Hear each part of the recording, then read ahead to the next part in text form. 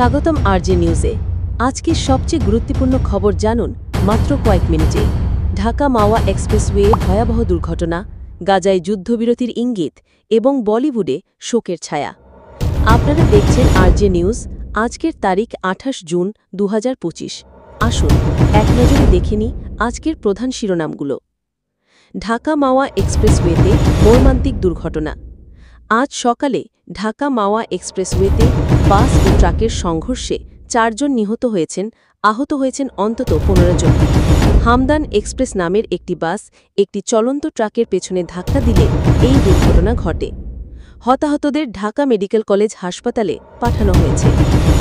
বরগুনায় ডেঙ্গুর ভয়াবহ পরিস্থিতি।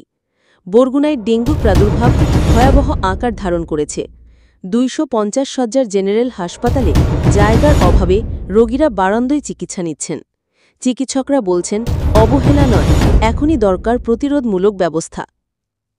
সোহরাওয়ার্দী উদ্যানে ইসলামী আন্দোলনের মহাসমাবেশ।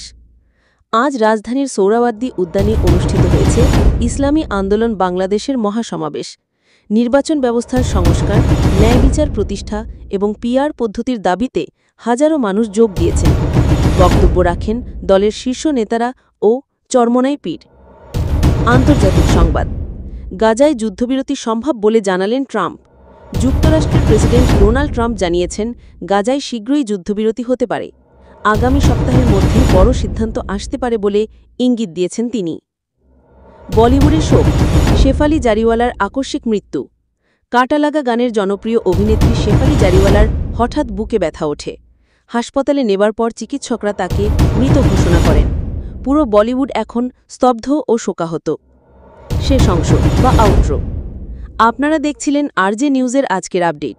আরও গুরুত্বপূর্ণ ও নির্ভরযোগ্য খবর পেতে এখনই সাবস্ক্রাইব করুন আরজে নিউজ। পরবর্তী ভিডিওতে আবার দেখা হবে। আল্লাহ হাফেজ।